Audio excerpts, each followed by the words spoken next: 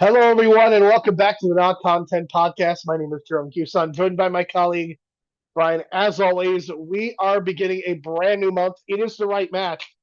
We are pairing one of the greatest ECW matches of all time, Raven and Stevie Richards against the Pitbulls from Gangsta's Paradise 1995. Doesn't get more 90s than that. And we are pairing that with a 2000 movie called Best in Show, a dog collar match, and a dog show. A very good pairing to say the least. Please leave a 4 or 5 star review on Apple and Spotify to get those algorithms going. Please like and subscribe to us on YouTube. Click the bell icon for notifications. Brian, this is your month. You have picked a series of mockumentaries, 3 of which are being done. Is it 3 or 4 by Christopher Guest, and then Three two by directed Rob by Reiner? Christopher Guest and two by Rob Reiner. So Rob yes, Reiner does the Spinal Tap directing, inspired Christopher Guest to go on his own in the 90s and started with Winning for Guffman. But we're going out of order just because the way that these are paired off makes perfect sense. Best in Show and a dog collar match. It's just way too perfect. And this is your first time you've watched this movie, right? yes, it is the first time that I've seen. So Netflix, I think they may have been on HBO, but Netflix kind of promoted them. So I was like, you know what? I'm going to do this. I'm going to do a run of Christopher Guest movies. And that's exactly what I did. This being one of them, I think this is the best one by a pretty wide margin. I think in terms of the execution of the theme, like each one of his movies has a different theme. Uh, we'll go kind of over like what my second favorite is when we get to it, but I think this one is the best one, and I think the scenes between Catherine O'Hara and Daniel Levy are really sweet. Made all the sweeter, of course, by Catherine O'Hara's unfortunate passing. I want to point out, if you have not had a chance to see Seth Rogen's speech at the Actor Awards, please go out of your way to check it out. It is a lovely tribute. In terms of this movie, the thing about Christopher Guest movies, I find that I smile more than I laugh. I enjoy them, but I am not going to say that they're my favorite movies of all time.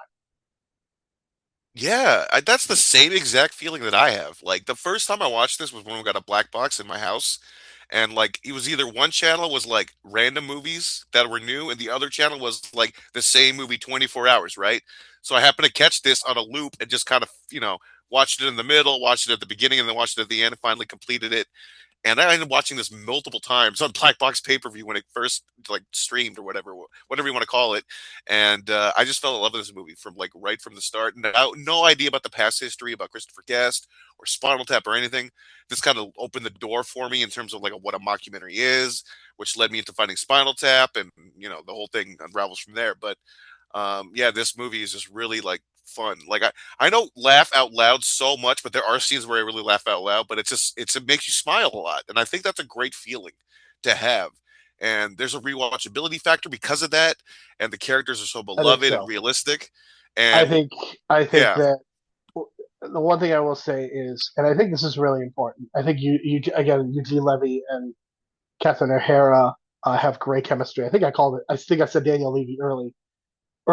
Daniel Levy, of course, directed Schitt's Creek. I feel like that the essence of Schitt's Creek and why that show took off is, even though it's not a mockumentary, I think it captures the same energy as these Christopher Guest movies.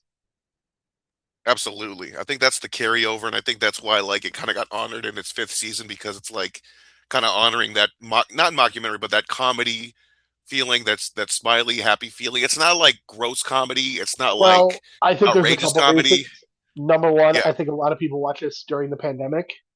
I think Schitt's Creek was a huge pandemic watch, just like Ted Lasso.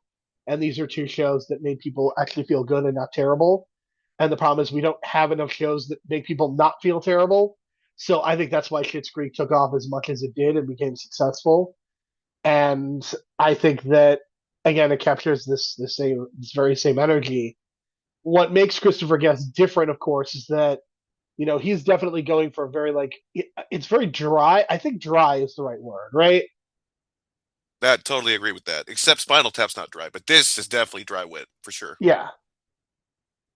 I mean, there's not like I mean there are jokes, but he's not hitting you over the face with them. Like he's not doing like gross out humor. He's not doing like what Judd Apatow does with a lot of like it is improv, but it doesn't feel improv in the same. It doesn't feel like oh, this movie is 2 hours and 20 minutes when it should be like an hour and 45 minutes. Like, I love the fact that he'll shoot 60 hours of footage for this movie, but he'll end up with something that's 90 minutes. I think that is kind of the best of both worlds. Totally, and of course that's that curb your enthusiasm kind of way to do it. But um, I just enjoy the way that these characters act. You know what I mean? It's like it's I don't know what it's weird because like they're not really saying funny stuff, but if they say it, it's kind of funny. So it's almost as if these characters are just kind of brought to life. You know what I mean? And it's the characters themselves that are actually making you laugh as opposed to the jokes. And I think that's what it is. And you kind of put them in some situational stuff, and then you kind of just get these great reactions based on like normal situations, right? Like the way these characters freak out when they lose their dog's chew toy, right? That scene uh, with Parker Posey, and that gets me every time because he's just freaking out over something so small, right? And like it's not that funny, but the way she's acting is so over the top and dramatic. It's like it's so funny. So there's just something about it, the way they approach it. It's that Christopher Guest style, so to speak, and you get a lot of that in all three of his movies, movies, whatever it is. But I think the most effective way is they did it here is like the way they did it here, and I think the way because of the structure of the dog show, I think actually adds to the movie. That way, you're introducing all these different characters, and of course, the top characters kind of line up for the main event spot, and then it kind of leads to this finale where you get the best in show of them all. So it just kind of sets up perfectly in terms of like it's almost like Bolo weekend. It kind of has that feel at the beginning when the guy's like talking about like we're getting ready for the big dance once a year, right? And of course it's like the Legion Hall or the I Globe. You know what I mean? It's mean, like that once a I year think the feeling. dog show is a little bit bigger than that. I mean, A little the bit Westminster bigger, but dog it's show. that I could totally vibe with that idea of like it's only once a year. You're gonna get people from out of town that you only see once a year. So I love that vibe to it, and it's almost like a Comic-Con kind of vibe to it, but for See, dogs. Brian, if you really wanted to be authentic, you should have done. We should have done this month in February, and we should have preempted the right match because we were doing a dog show movie. That would have been. That's very inside baseball, Very inside baseball indeed, or do it during the Westminster Dog Show, that Raw perhaps. every every September Right, that's something, what I whatever was it was. referencing. Like for those of you who may not remember, USA Network used to air the Westminster Dog Show, and it had higher ratings than Raw in the mid '90s, so it would preempt Raw And every it gave February. Nitro some extra boost for some of those Nitros that were on that same And day. So eventually, it got to a point where WWE was not being postponed anymore because of the ratings, and the rest is history. But very quaint days. We got Thursday Raw Thursday because of the and Westminster Dog Friday Show. Raw something. It was always like a weird Friday Raw something. They're So on the the Friday network. night's main event, sir, was in September because of the U.S. Open, Oh yeah, I mix those things up all the time, but it was so weird. All I know is the main important one was the Shawn Michaels loses his smile, right? which was That was the Thursday. That was Thursday Raw Thursday, which was preempted because that was a dog show. exactly. Yep. It all ties Uh, together, folks. so the thing that you have to appreciate about Christopher Guest is that he has his team as well. Like he has like Jennifer Coolidge, John Michael Higgins, Michael Hitchcock, Eugene Levy, Jane Lynch, Michael McKeon, Catherine O Hara, Parker Posey. Like they're basically in all of his movies. It's good to have that, and we know Scorsese does that. Nolan does that. You know, your kind of core group of guys. Sometimes you change the pieces, but the core group, and it's prevalent throughout the whole series of movies, right? And I think that's what makes it unique because they each create a different character in each movie, and they're so different from one another. Especially Catherine O'Hara's characters from this movie to what you see in For Your Consideration, totally different spectrum, right? And I really like that, especially Parker Posey. I think Parker Posey's been so unsung, underappreciated. Maybe I don't know. I don't think she's underrated, but just underappreciated for her talents. I And think that her I don't thing know. is like I think she's really good in these quirky roles, but the moment that you put her in something like Blade Trinity or Superman Returns, it just doesn't work. I know I don't think she's I ever mean, worked. do you really want to cast her as a straight laced character, right? I know it's No, not. you don't. It's sort of typecasting, but it's not like you know what I mean. It's like she makes characters I interesting mean, that are she has interesting. a ceiling, unfortunately, and it's not because she's a woman, but it's because of just the way that she is, and it like her career was never going to manifest in the same way that others of her peers because she doesn't have the acting chops. She's good in weird small roles. That's why she was successful on White Lotus as well. Um, but I think she's perfectly cast in these movies in these roles. Love her in Scream 3, man. That's the first time I saw her, and then I saw Oh this right God, after that. you're the Hey, only man, Scream I Three. love You are a Scream Scream 3. Three truther. You're the only one. I know. And believe me, I just heard a review from my 18-year-old coworker about Scream 7, and apparently the audience booed the ending, folks. So there you go. That is But yeah, fucking fantastic. I love to see it. you love to hear Justice it, for folks. Melissa. Justice for Melissa Barrera. That's all I'm going to say about that. Okay. But in But terms yeah, of this movie, yeah. I mean, this if you look movie at is the fun. It's writing super credits, fun. it's Eugene Levy's kind of like, because if you watch SCTV, you can kind of tell when Eugene Levy writes a skit, because it's kind of got that sort of hardest kind of vibe, but it's kind of like, like kind of like a little bit more darker. It's not him. That's kind of the way Eugene Levy is. You know what I mean? So you can kind of tell it's his writing. And one of my favorite scenes of all time is Catherine O'Hara and her reaction at the end of the movie. Spoiler alert: her dog winning. Um, just that genuine joy. It's like you just kind of pick. Anytime I picture someone celebrating, it's her. The ending of Jaws, the Ewoks in Return of the Jedi. You know what I mean? That feeling. You know what I mean? And especially it's an underdog I feeling, mean, considering that. her breaking her leg or her knee going out or whatever. I mean, that's one of the most referenced scenes of the last few months since her Yeah, passing. and the way she actually, if you watch the movie, she actually takes the bump. So credit to her, Good for because her. Yeah, there I was mean, no she's double. she's a So real one. She's a real yeah, one. and then yeah, just the way that this underdog story kind of unfolds, because basically what it is that Eugene Levy, her husband, has two left feet, right? And they kind of imply that like something might happen because he said that he had to learn to not walk in circles, right? But come full circle, he has to walk the dog in the show. And what do you have to do with the dog? You have to walk him in a giant ass circle. So I thought that was kind of like a small bit of like foreshadowing that kind of gets missed in this movie. It's common But sense. every time, It's common sense storytelling is what it is. yeah. And then because, and then the guy's like, does this guy have two left feet? And we'll get to the commentary in a second because it's fucking awesome, with Fred Willard. But yeah, just Fred that Willard underdog is like a feeling. heater in this movie. Like he just Yeah. comes in throwing 150 Yeah. miles an hour. And I thought the Shih Tzu was going to win, to be honest. The first time I watched this, I thought the Shih Tzu was like a shoe in because, like, she is beautiful. She's well mannered. Like, that's a beautiful dog right there. I don't know what dog that, what's her name had? Jennifer Coolidge's dog. She was too much of a athlete, I think, for that kind of a competition. You know what I'm saying? Like, because I think this dog so. I show think is you're not right. an athletic dog show. There's two kinds, right? There's one with the tricks, and there's one where it's just, It's beauty and what do magnificence. they look like? Yeah, and this is what this is. So, they kind of set it up where you don't expect Eugene Levy's dog to win. And I love that Right. ending. So, I mean, yeah. there is an underdog sports story to this movie that I think makes it all the more charming. And you don't really get that feeling in his other ones. And I think that that's what makes this movie stand out is the fact that the characters do find a lot more success than they do in some other movies as well. I think Waiting for Guffman is a little bit on the darker side. I think this one keeps it light and just fun. This is just a really fun movie, and again, 90 minutes. This movie made $20 million, which isn't that much, but for a movie like this to make that much money is kind of impressive. Yeah, I can imagine like the Lemley Theater before it became AMC, my local Lemley, playing this movie around this time. I can just imagine it. And I just didn't really I kind of missed that kind of window to watch it. But yeah, just a fun watch. And with Fred Willard as the announcer, I got to mention it's like, I forget the British guy's name, but I know I love JR. I love JR and Jesse Ventura as a commentary team, but I know over the years people have just kind of like shit on him and have been negative on him and about the no selling by Jim Ross. And I just couldn't help but see it. And it's like Fred Willard is doing the Jesse Ventura, and the other Right. British dude is like no selling and doing the Jim Ross.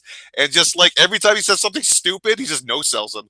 And he's like, "Oh, I think you said that last year," or that kind of thing. You know what I mean? Just like, yeah, oh man, Fred Willard was awesome in this movie, just so awesome in the role, and the fact that like the way they kind of shot it, he's not even watching like the live footage. Like apparently, like they just put some So extras the behind him. actor you're referencing, of course, is Jim Pittock.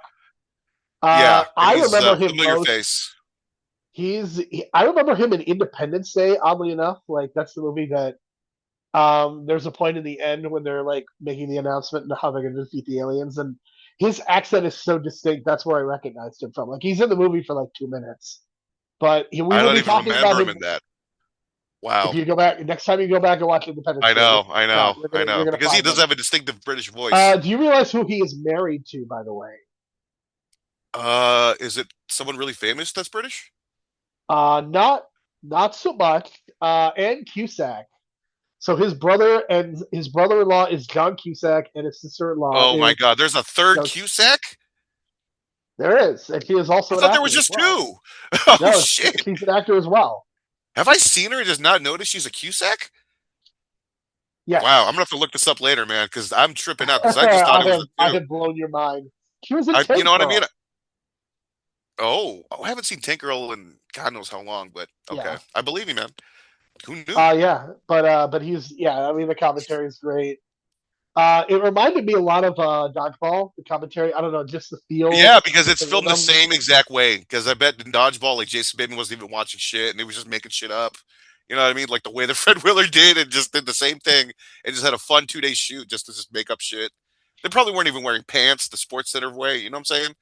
Um, and what I mean, folks, is that the people on Sports Center when they wear suits and they're on camera, they're probably not wearing pants. So there you go. I mean, they probably are wearing pants. They're just doing that for this is Sports Center commercial. Well, the ones where they're at the desk, you know what I mean? I heard those stories. Well, now they have to wear pants because most of the time, sometimes they're not sitting at the desk, Oh so boy. they are wearing pants. Okay. Well, this movie is definitely like an 8.5 out of 10. I don't know. It's grown on me over the years. Like it was probably a I'm at 7 about when a I first 7 out of 10. watched I it. mean, I'm not as It's high just on it. grown It's on fine. me. Like You know it's what I mean? good. It's good. It is a perfectly fine movie. I enjoy it. It's none of his movies have ever like are really hit that sweet spot. But I do have to say I think Christopher Guest probably deserves 1% of all the profits made by shows like The Office and Parks and Rec because I feel like those shows like Schitt's Creek obviously has, but those shows also I think captured a lot of the same energy as this, and I feel like Christopher Guest probably doesn't get the credit for, if not like directly inspiring those, then inadvertently doing so. I thought for a good bit that he was going to show up on The Office. I don't think he ever did. Right? Like I would I remember don't think so. that. No, no. Yeah, because he would have been perfect for like one of those executive roles. Because in this movie, like he's really good at playing like a southern kind of gentleman. You know what I mean? Soft spoken with his hound dog, right?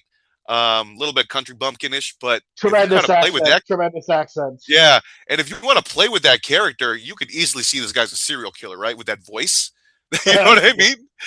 But he's so good at. That's what I'm saying. Like he's so good at like encompassing a role. Like you'll see that in Spinal Tap, but we saw it in Princess Bride. But he really does it here because like with the haircut, and he obviously dyed his hair, right? Because he's not obviously he's not a redhead, and the mustache. He probably had to dye a mustache too. He probably grew it out. He did a lot for that role. So credit to him as well for being director and actor in this one.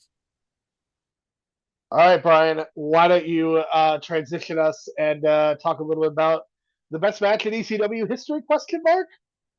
We'll see. It's up there with like the Van Dam, Jerry Lynn matches, and I'm not even talking about the one that everyone remembers at Living Dangerously. I'm talking about like or Hardcore Heaven. I'm talking about like the ones from '98 that people don't even remember on TV. Those matches were good too.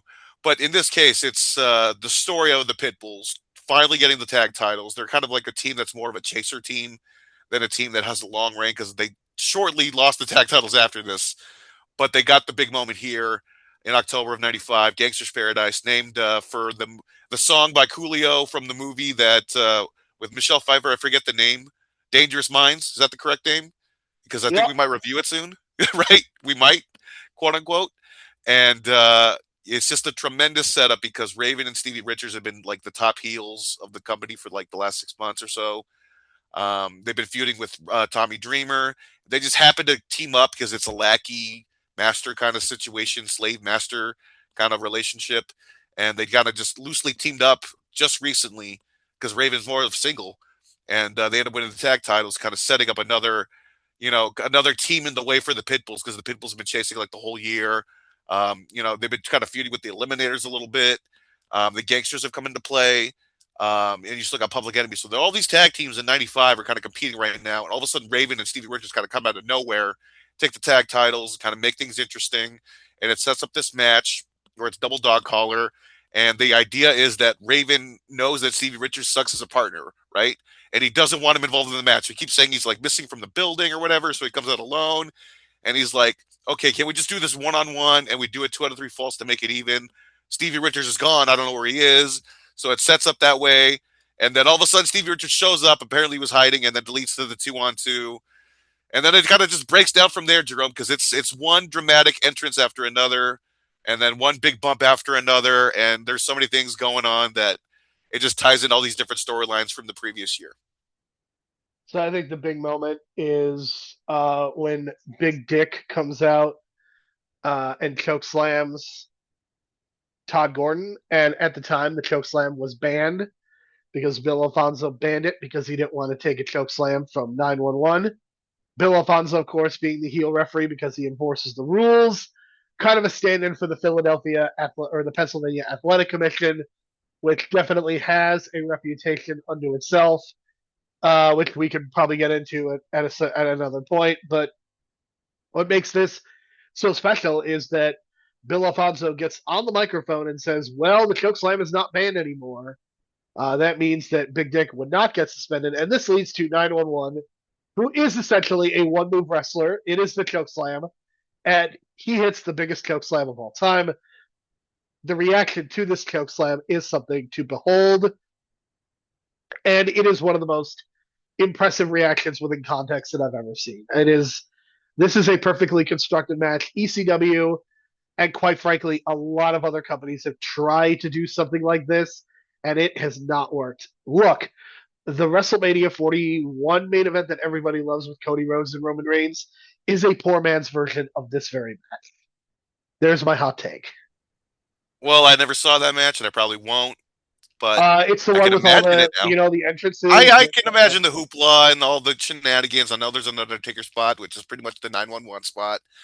But to set all that, okay, so we got to go before that because to set all that up, what happens is fucking Raven uses ether, quote unquote, on Pitbull 1, or is it Pitbull 2? Pitbull 2, and essentially knocks him out, throws him through a table, he gets ethered, he's stretchered out to the back, they take the dog collar off him. Tommy Dreamer comes out, says, I'm going to take his place, puts the dog collar on, DDT's Raven, 1, 2, 3. Crowd is confused, but they're celebrating. The announcer says there's new World Tag Team Champions. That's when Bill Alfonso comes out and says, no way, Tommy Dreamer, you didn't pin Raven. It didn't happen. And then fucking that's when Big Dick Dudley comes out behind to kind of get him a muscle. And then some shenanigans goes down. Tom Gordon comes out. Todd Gordon goes, hey, with all the shenanigans going on, we're going to restart the match. And then that's when Todd Gordon gets attacked by Big Dick Dudley. And all that shenanigans happens, right? So once all that happens, right, um, we're not even talking about spots in the match. We'll get to that in a second. But now it's the third fall, restarted, obviously. The Pitbulls are back. Pitbull 2 comes back in, and all the baby faces team up. 911 starts beating up on Raven and Stevie Richards. On top of that, the Dudleys came out earlier. And not the Dudleys that you know, but it's like the original comedy Dudleys that were stupid. Like Dances with Dudley and Sign Guy or something like that. I don't They even get beat think up as Devon well. was out there, was he? I don't even think their Devon that was there at that point. I think it was just Bubba doing the gimmick, right? Right, he was doing the stuttering gimmick. It was good. And then, Devon kind of brought the darkness out of him. That's the story. But so the Dudleys get beat up, and they do. Okay, so the Pitbulls have the super bomb, right? It's basically a buckle, not a buckle bomb, a power bomb from the second It's a really rope. good concept for a move in ECW. That's for sure. And it's safe. It's super safe if you watch it. Although the way they did it this time, they stacked Stevie Richards on top of Raven like Tower of Doom style. And thank God they landed safely because that could have been so bad, dude. I can imagine Raven's neck being broken from that. But luckily they landed safe and it's a 1, 2, 3 and everyone goes happy. So it's just dramatic, over the top booking, but done well because of the storylines, and 911's been choke slamming people and he just can't get to fucking Bill Alfonso until he slips up for one night and gets his ass choke slammed. So that's everyone goes home happy. Yeah, it's just a spectacular booking match. Like the Pitbulls are not a great tag team, like in terms of wrestling, but in terms of like the ECW style, they can do some crazy bumps, and they did some crazy bumps in this one because there was the pile driver through the table spot. I mentioned the ether spot. Everyone was Yep. bleeding.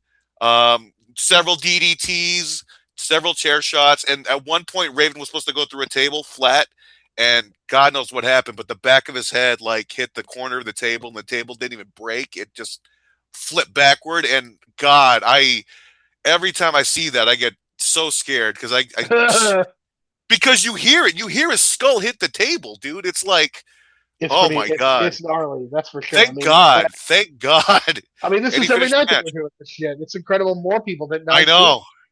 Jesus, but man, it's one of those memorable spots in the There's a match. reason that ECW has a really bad body count. It's Yeah. it's really depressing for Thank God sure. the Sandman is wrestling the Invisible Man so he can kind of take it easy for his last match, I don't know, so man. to I speak. don't know. I think things are gonna get really weird. So to speak. But yeah, it's just an incredibly booked match. Like the wrestling is not great, but the action's great. And usually the Pitbulls are like they'll maybe fuck up a spot or two because they're so bulked up. It's like they can't really control sometimes their opponents in the They air would or not something. they would not pass a WWF Oh mandated no, story test in no. And 1990. they were jobbers, and when they were jobbers, they were like average sized, right? Or maybe they were big, but not like steroid big at this point. The But thing they is, were that like they're roided bad. out. They're just not good. Only once that they had a very limited shelf life. But I they know hit that their spots well in this match, and you got to give them credit because did. like they sold it They well. were perfect for this very specific time, in not unlike a Demolition or the Road Warriors, probably even more limited than that. But they did their But it's role, one of those and like the fans really wanted, you know what I mean? And it's oh one of yes, those the like fans were, you love the chase, and this is kind of their chase throughout the summer, yeah. leading into the fall. And I know Francine was involved as well, like she was their manager, and I could have sworn she was. I guess she was part of this match. Now that I think about it, she was like fighting Beulah, but um, yeah, there's because she's really close to the Pitbulls. Like she was really close to them. Like it wasn't like a forced kind of relationship. She was like one of the crew, and then she did the turn. But like she was one of the boys, so that's kind of her reputation as like being like willing to take spots. And she took a DDT in this one, didn't she? Like from Raven, and Joey Styles goes, "That's disgusting." She takes it all the time. She took it all the time. Yeah, and then of course when I forget to mention when Raven used the ether, Joey Styles with the quote of the night going, "Take that shit or take that stuff to Smoky Mountain," and I couldn't help but laugh my ass off Wasn't because Smoky Mountain on their deathbed at this point? I know that's why I was like, "Wow, that's a deep cut," because '95 That was is like a towards heavy the end, shot. and Well earned, I that's more of a guess. Memphis thing I think than it is a Smoky Mountain thing, but. Southern wrestling is Southern wrestling. So four Yep. and a half stars out of five. It's a spectacular match. Yeah, Definitely this the fight, best tag team it's not match the in the best history of ECW ECW. match. It is certainly top for sure. Yeah, like But the it's up problem is there you with can't watch this yeah. without knowing the full context. If you do, it's just I don't It's know how hard to effective it's gonna be follow. on. Like I watched it the first time I watched it was on that ECW compilation VHS that was released on like not Hollywood Video, but like FYE or whatever it was. And I was able to understand the I'm sure we context all of had Joey that same Styles. compilation for sure. Yeah, and Joey Styles was like kind of giving you the context. But if you watch the TVs leading up to this, it just adds more to the flavor and the context and It that does, Tommy yes. Dreamer stuff, especially the Tommy Dreamer stuff, because that shit has been going on the whole year up to that point, and then taking that victory away, like that's a good storyline telling element. So, All bravo. right. So what are we doing next week, Brian? Well, it looks like we're gonna do Waiting for Guffman because I'm watching stuff on HBO Max and he's watching stuff on what Amazon or Netflix. But for me, like it says, Waiting for Guffman's leaving soon, so we're gonna record it now. So we're just gonna watch it, and that'll be the next episode. Kind of going out of order Yeah, again, that but it makes doesn't sense. matter. We're just gonna, we're still gonna knock them out, folks. So after that, it's gonna be a mighty win, and then after that, it's gonna be the Spinal Tap 1 and 2 double feature, and the finale of the month will be For Your Consideration, kind of honoring Catherine O Hara since she's kind of the star of that one anyway. And we'll wrap it up nicely with The that. worst movie and yet the strongest Catherine O'Hara performance, I would say. It's just because of the dark ending of it all and kind of the Yeah, foreshadowing it of its doesn't. own. It's too inside It baseball. I think. foreshadows its own Oscar. You know what I mean? Like we'll talk about that later, but Yeah, it foretold its own for destiny. sure. Yes. All right. All I right, think we are good to go. Thank you very much for listening, everybody. From Brian, I'm Jerome. We will talk to you again next week.